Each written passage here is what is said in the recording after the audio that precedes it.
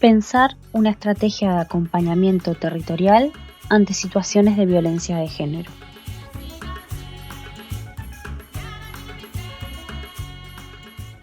A partir de las experiencias de talleres que compartimos con mujeres, personas del colectivo LGTBI+, y organizaciones sociales en los últimos años, desde el CAB elaboramos una estrategia integral de organización territorial que permita intervenir en situaciones de violencia de género. Se trata de una herramienta en constante transformación que no pretende ser una receta, sino sintetizar una serie de recomendaciones y sugerencias. Cada estrategia concreta de acompañamiento se irá construyendo progresivamente a partir del recorrido que realice la organización. Pero nos parece importante poder compartir algunas herramientas prácticas y necesarias para dimensionar la amplitud de aspectos a tener en cuenta si queremos construir colectivamente formas de intervenir ante la violencia de género. Debemos aclarar que se trata de estrategias para acompañar a las personas en el ejercicio efectivo de sus derechos, entendiendo que el Estado, a través de las políticas públicas, tiene un papel indelegable. Sin embargo, el fortalecimiento de las mujeres y personas de la comunidad LGTBI+, excede al reclamo legal y legislativo y necesita espacios colectivos de creación de resistencias y recreación de nuestras vidas.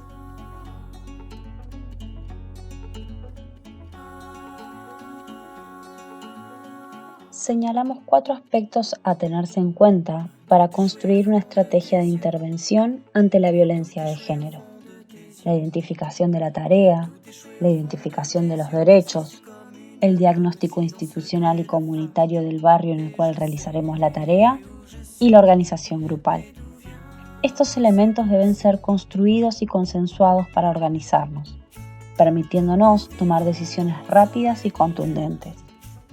Muchas veces, ante situaciones de emergencia o muy angustiantes, podemos paralizarnos, asustarnos, pero si previamente debatimos lo necesario para elaborar consensos colectivos fuertes, la toma de decisiones en momentos críticos se facilita. Identificar nuestra tarea. Para comenzar a trabajar necesitamos saber quiénes y cuántos somos en el espacio u organización que lleva adelante la estrategia. ¿Qué puede aportar cada uno? Es importante conocer nuestras limitaciones y potencialidades para trabajar esta temática. Por otra parte, nuestras prácticas siempre son situadas y por eso necesitamos conocer cómo es el barrio que habitamos, saber quiénes viven ahí, con quiénes trabajamos y con quiénes no. Es fundamental que construyamos una definición compartida de violencia de género que nos permite identificarla claramente, conocer sus características y efectos, reconocer mediante qué prácticas y mecanismos se ejerce. ¿Cómo podemos realizar un abordaje integral de la situación de violencia de género teniendo en cuenta a todas las personas involucradas? Mujeres, niñas, comunidad LGTBI+, etc. Nosotros identificamos en principio 4 situaciones con diferentes grados de riesgo y urgencia que requerirán estrategias de abordaje específicas. Puede existir una desigualdad de roles y poder dentro de la organización o situaciones de discriminación por género o sexualidad en el barrio, cuando, por ejemplo, las niñas cuidan a sus hermanites o las compañeras trans son segregadas. Ante estas situaciones, nuestra intervención debería pensarse a partir de problematizar la desigualdad de género en la organización y en sus espacios de trabajo. Podemos identificar también situaciones de violencia psicológica y simbólica como opresión en la pareja, celos, maternidad impuesta, etc. Es posible que ante estas violencias no sea necesario abordar directamente el tema, sino generar espacios de participación que promuevan el fortalecimiento de esas mujeres y personas de la comunidad LGTBI+, al mismo tiempo que generar espacios para trabajar con los varones. Por otro lado, podemos enfrentar situaciones de violencia institucional, como la violencia policial contra personas trans, la discriminación en hospitales o instituciones educativas a compañeros migrantes, etc. En estos casos, las intervenciones deberán incluir estrategias de cuidado para las personas agredidas y estrategias de exigencia hacia las instituciones. Puede recurrirse a organismos estatales y o de derechos humanos.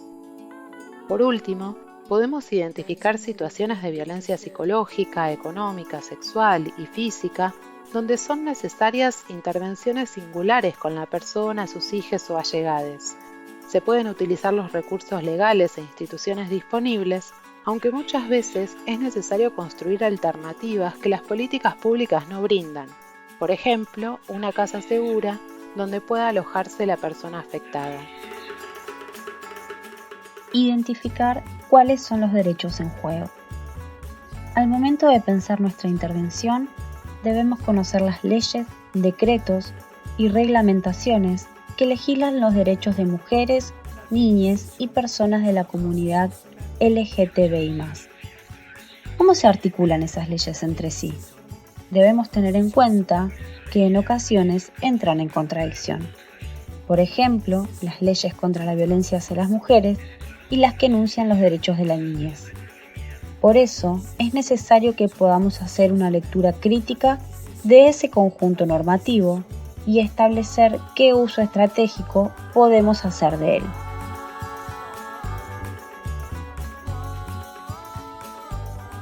Diagnóstico institucional y comunitario del barrio. ¿Cuáles son los límites del barrio? ¿Dónde identifican que termina su barrio las personas que viven allí? Y fuera del barrio, ¿qué lugares son más accesibles? ¿Cuáles frecuentan? Es importante que identifiquemos a las personas referentes y las relaciones de poder que organizan el territorio y si existen amenazas a la seguridad de las personas del barrio. También debemos conocer qué problemáticas de género son percibidas como tales por las personas que viven en el barrio. ¿Cuánto de lo que la organización diagnostica como problema es una necesidad sentida por ellos? Necesitamos acercar visiones, el problema percibido por la organización y el que la comunidad percibe. Aquí es importante hacer hincapié en la promoción de estrategias de prevención y autocuidado, tanto personales como grupales. ¿Las mujeres y disidencias sexuales tienen algún tipo de organización que les permite el autocuidado grupal? ¿Con qué herramientas de autocuidado cuentan? ¿Qué estrategias de supervivencia individuales o grupales desarrollaron o podrían llegar a desarrollar? Tenemos que identificar quiénes serán actores facilitadores de las tareas a realizar y quiénes serán actores que obstaculicen. En ambos casos es importante poder pensar cómo potenciar los espacios y situaciones deseadas y cómo anular o reducir el impacto de las situaciones indeseadas. Por otra parte, debemos identificar personas referentes. Muchas veces en los barrios hay mujeres o personas de la comunidad LGTBI+, que han salido de situaciones de violencia y que pueden aconsejar y acompañar, y fortalecerles a ellas también es parte de la tarea. Ellos son recursos comunitarios imprescindibles. Según nuestra definición de violencia de género y el análisis crítico de la normativa vigente, debemos identificar qué instituciones públicas y de la sociedad civil son necesarias en una intervención integral y qué recursos institucionales existen en el barrio. ¿Hay en el barrio sala de atención primaria de salud, comisaría, centro integrador comunitario, escuelas, servicio local de niñez, ONGs especializadas, mesas técnicas, iglesias, referentes que trabajen la temática, programas estatales? ¿Identificamos equipos o profesionales amigables? ¿Qué evaluación hacemos de esos recursos o qué uso estratégico podemos hacer de ellos? Es importante sistematizar por escrito cada recurso. ¿En qué situaciones podemos recurrir a él? Dirección y horario de atención, contacto, profesionales o integrantes amigables, modo de llegar, etc. Esto facilita que la información no quede en algunas personas, sino que sea de la organización. Organización grupal. Debemos consensuar colectivamente un protocolo de actuación ante un conjunto de situaciones posibles. Un protocolo no es una receta rígida que debemos seguir en todas las situaciones, sino la elaboración de acuerdos previos que nos permitan ser operativos, accionar de manera coherente y segura ante una emergencia o sostener las intervenciones durante el tiempo que sea necesario. Aunque siempre va a ser adaptado frente a cada situación concreta, es una guía que fortalece los consensos grupales. El protocolo debería comprender varios aspectos o momentos. En primer lugar, necesitamos recolectar la información necesaria para intervenir, identificando qué información necesitamos y cuál no, respetando la privacidad y la intimidad de cada persona involucrada, estableciendo una escucha atenta que no revictimice, desde la confianza y el acompañamiento amoroso. También debemos evaluar la situación de riesgo. ¿Corre riesgo de vida la persona afectada? Si se trata de una relación de pareja, ¿el agresor tiene armas? ¿Presenta consumo problemático de sustancias? ¿Ejerce poder en el barrio? Es importante identificar las personas significativas para quien atraviesa la situación de violencia, quienes puedan asumir el rol de acompañantes.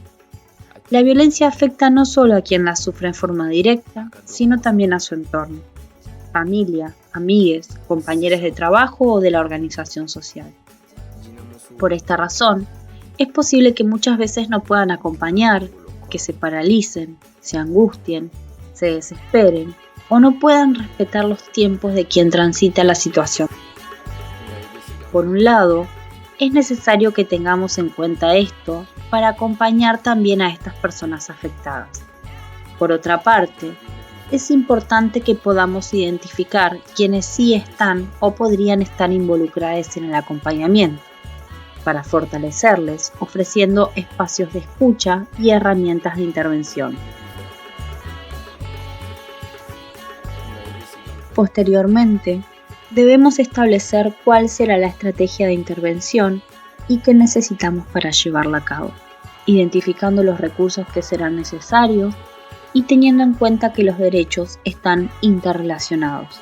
Generalmente, cuando se lesiona uno, se ven afectados todos y posiblemente será necesario acompañar a la persona en la construcción de un nuevo proyecto de vida. También es necesario establecer el fin de la intervención. ¿Hasta dónde la organización va a acompañar cuerpo a cuerpo?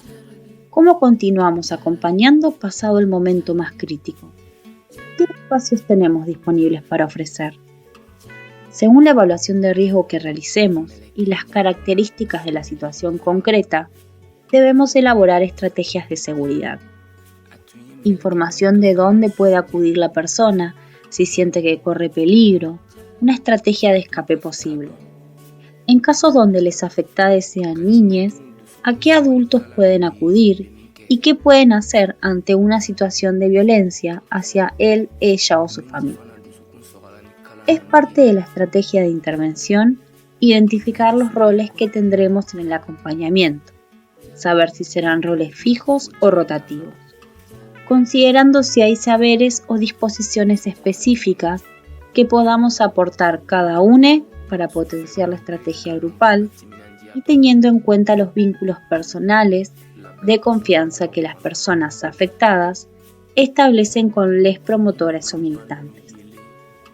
También es necesario construir estrategias de autocuidado para quienes acompañan. Para poder tener prácticas saludables, es necesaria la elaboración de roles claros y tareas concretas. Evitar recargar a pocos compañeros, consensuar los límites individuales y colectivos y construir espacios de reflexión y catarsis sobre la situación que se está acompañando. Es necesario recordar que cada situación, aunque en el momento no nos parezca, nos toca fuertemente y debemos respetarnos y cuidarnos.